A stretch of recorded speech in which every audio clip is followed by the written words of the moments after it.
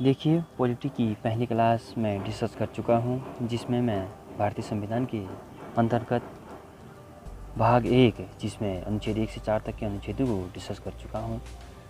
आज हम भाग 2 यानी अनुच्छेद 5 से 11 तक के अनुच्छेदों के बारे में जानेंगे। तो शुरू करते हैं। पहला जो भाग था वह हम अच्छे से समझ चुके हैं। जिन लोगों ने भी अगर वो पहला भाग नहीं देखा है तो चैनल पे प्लेलिस्ट बनी है भारतीय संविधान करके, तो उसमें जाकर वो पहली वीडियो देख सकते हैं। तो मेनली जो भाग 2 है वह नागरिकता से संबंधित है और नागरिकता से संबंधित इन 5 से 11 तक के अनुच्छेदों को हम मूलतः डिस्कस करेंगे। सबसे पहले समझते हैं कि नागरिकता क्या है। ठीक है, सबसे पहले समझते हैं कि नागरिकता क्या है। देखिए, किसी भी देश में मुख्यतः 3 प्रकार के लोग रहते हैं। सामान्य रूप से मान सकते हैं तो 3 प्रकार के लोग रहते हैं। पहला मैं कहूँ तो सामान्य आदमी। सामान्य आदमी यानी कोई भी व्यक्ति हो सकता है, विदेशी भी हो सकता है, देशी भी हो सकता है। ठीक है, मान लेता है कोई विदेशी व्यक्ति ताजमहल देखने के लिए आया है या घूमने के लिए आया है, तो वो अभी क्या कहलाएगा, सामान्य आदमी कहलाएगा। ठीक है। दूसरा नागरिक, जैसे हम लोग। ठीक है, जैसे हम लोग हैं, हम नागरिकता क्या लिखते हैं, हम भारतीय नागरिकता लिखते हैं, तो हम जैसे लोग, तो दूसरे नागरिक हो गए। तीसरे होते हैं अल्पसंख्यक। अल्पसंख्यक ऐसे लोग जिनकी संख्या बहुत कम है। ठीक है, ऐसे लोग जिनकी संख्या क्या है, बहुत कम है। अब अल्पसंख्यक को समझते हैं। अल्पसंख्यक 2 आधार पर हो सकते हैं। ठीक है, 2 आधार पर हो सकते हैं। पहला हो सकते हैं धार्मिक आधार पर। ठीक है, पहला किस आधार पर, धार्मिक आधार पर, और दूसरा किस आधार पर हो सकते हैं, भाषाई आधार पर। ठीक है, पहला हो गया धार्मिक आधार पर और दूसरा क्या हो सकता है, भाषाई आधार पर। ठीक है, जैसे वर्तमान में अगर हम भारत के परिप्रेक्ष्य में बात करें तो मुस्लिम जो धर्म है वो अल्पसंख्यक की भांति है। अब ऐसा नहीं है कि मुस्लिम ही अल्पसंख्यक की भांति है। देखिए, अगर हम पूर्वोत्तर राज्य की बात करें, नॉर्थ ईस्ट की राज्य की बात करें, तो वहाँ पर हिंदू लोग भी किस में आते हैं, अल्पसंख्यक के रूप में आते हैं। ठीक है, नॉर्थ ईस्ट में हिंदू लोग भी किस में आते हैं, अल्पसंख्यक के रूप में आते हैं, क्योंकि वहाँ पर क्रिश्चियन धर्म के लोग ज़्यादा हैं। ठीक है, क्रिश्चियन धर्म के लोग क्या वहाँ पर ज़्यादा हैं, इसलिए हिंदू धर्म क्या आता है वहाँ पर, अल्पसंख्यक के रूप में आता है। ठीक है, तो समझते हैं। तो नागरिकता किसे कहेंगे फिर। नागरिकता एक विशेष प्रकार का अधिकार होता है जो देश अपने यहाँ रह रहे लोगों को देता है। ठीक है, नागरिकता एक विशेष प्रकार का अधिकार है जो देश अपने यहाँ रह रहे लोगों को यह अधिकार देता है। जैसे भारत की बात करें तो जैसे वर्तमान में हम वोटर कार्ड है हमारा। ठीक है, वोटर कार्ड अब नेपाल से आया व्यक्ति का तो बनेगा नहीं, चीन से आया व्यक्ति का तो बनेगा नहीं, तो वो क्या है, मेनली ये प्रूव है कि वोटर कार्ड की हम क्या है, भारत देश के नागरिक हैं। ठीक है, तो अब एक चीज़ और ध्यान देंगे। देखिए, विदेशी व्यक्ति भी भारत आ सकता है।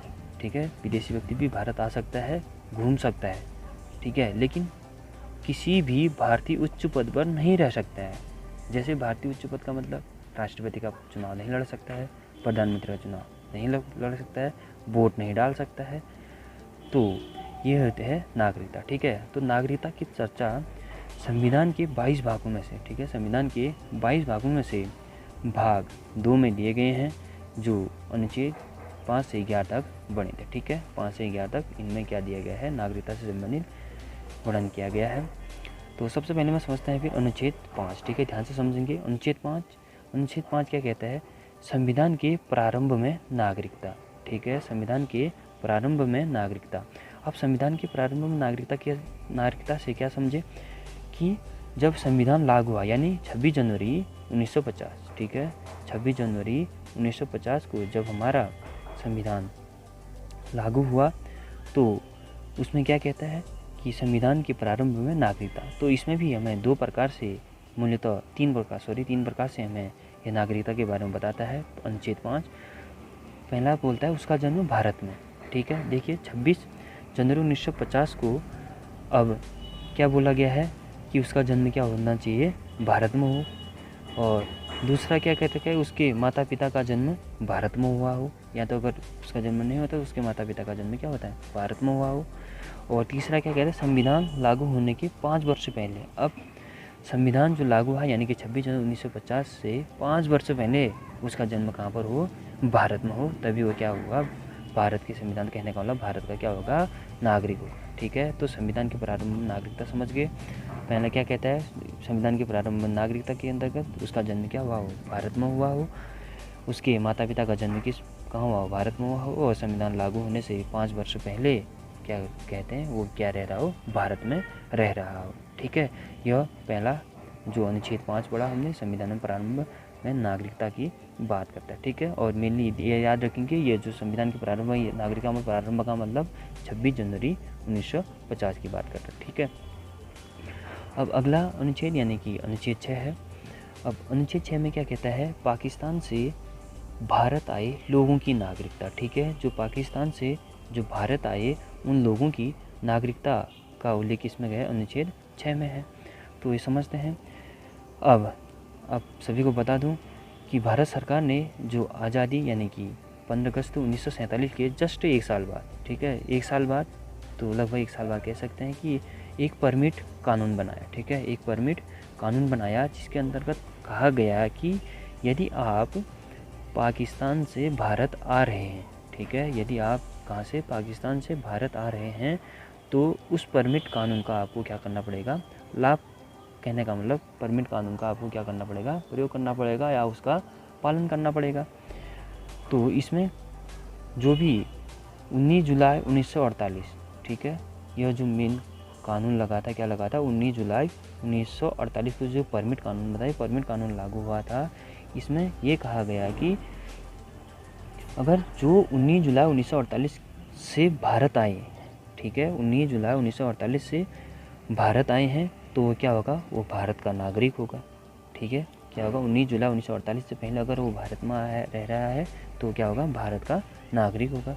अब दूसरा जो कहा गया है 19 जुलाई 1948 के बाद, यानी यदि 19 जुलाई 1948 के बाद अगर वो भारत में आया है तो जो परमिट कानून था, तो परमिट कानून के उसमें अगर परमिट कानून में उसने उल्लेख कर रखा है, उसमें उसने लिख रखा है, तो 6 महीने बाद उसको क्या दी जाएगी, नागरिकता दी जाएगी। ठीक है, तो पाकिस्तान से भारत आए लोगों की नागरिकता के बारे में ये कहा गया कि 19 जुलाई 1948 से पहले अगर वो क्या रह रहा है, भारत में रह रहा है, तो भारत का नागरिक होगा।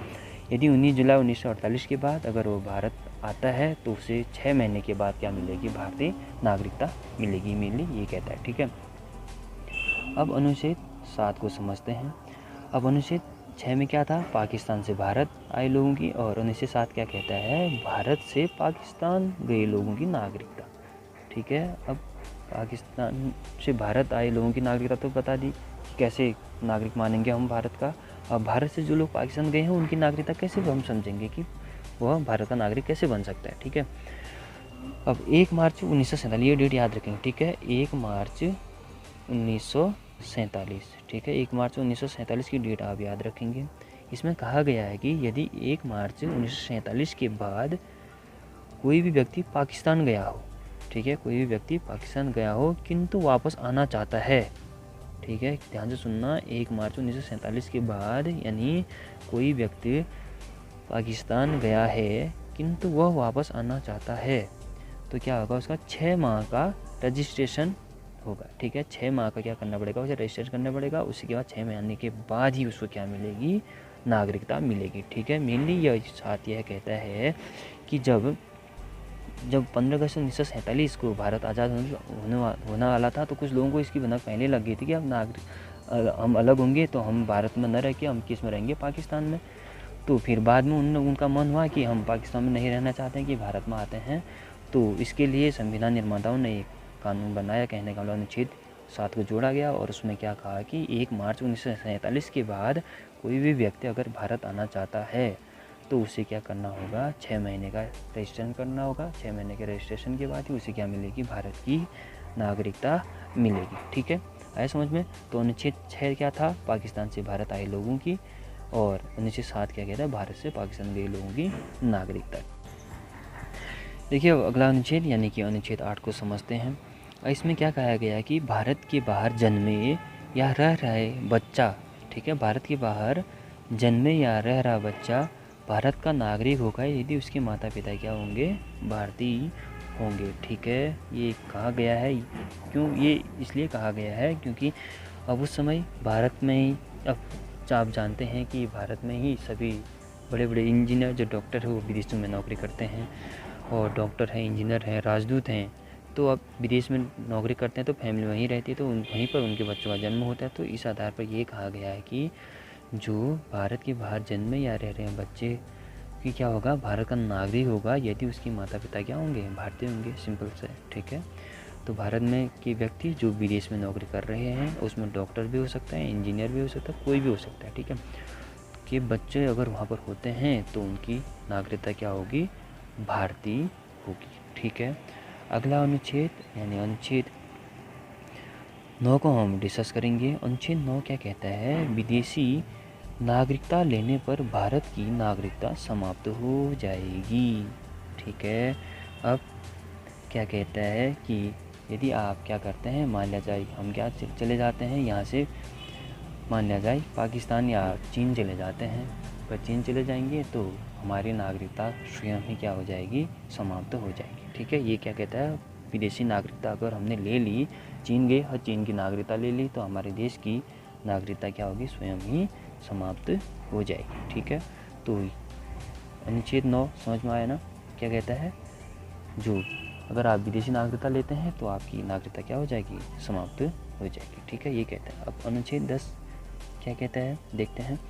अनुच्छेद 10, नागरिकता का बना रहना जब तक कोई अन्यथा कार्य ना करे, ठीक है, इम्पोर्टेंट है, ठीक है। आपकी नागरिकता तब तक बने रहेगी जब तक आप कोई अन्यथा कार्य नहीं करेंगे। अन्यथा कार्य का मतलब देश विरोधी काम नहीं करेंगे। हम भारत में रहते हैं, पाकिस्तान की जय कहेंगे तो क्या होगा, देश विरोधी है ना। अगर भारत चीन का युद्ध हो जाता है तो हम चीन की तरफ बोलेंगे यार मारो इसको, भारत को मारो, तो क्या है, ये देश विरोधी है ना। तो हम अपने देश के बारे में कुछ भी गलत नहीं करेंगे, नहीं कर सकते हैं। ये देश विरोधी कानून के तहत क्या करेगा, अगर हम ऐसा करते हैं तो अनुच्छेद 10 के तहत क्या कर देगा, हमारी नागरिकता ही समाप्त कर देगा। जाओ भैया वहीं रहो जिसकी आप सपोर्ट कर रहे हो, ठीक है। तो ये अनुच्छेद 10 कहता है कि नागरिकता का तब तक बना रहेगा कि जब तक आप कोई अन्यथा कार्य नहीं करेंगे, ठीक है। यार भाई देश में रहने तो काहे अन्यथा कार्य करना है, चुपचाप रहो, खाओ पियो, ठीक है। अगला अनुच्छेद यानी अनुच्छेद 11 जो भाग 2 का अंतिम अनुच्छेद है।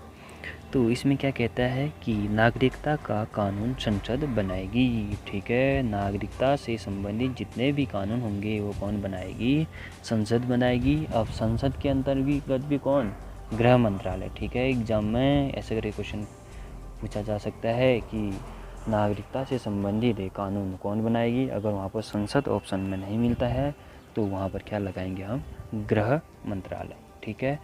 तो ये थे हमारे जो भाग 2 जिसमें 5 से 11 तक के अनुच्छेदों को हमने डिस्कस किया। उम्मीद करता हूँ कि आप लोगों को ज़रूर समझ में आ रहा होगा, और अगला भाग यानी भाग 3 के साथ बहुत जल्दी ही मैं हाजिर होऊंगा। तब तक अपना ख्याल रखें।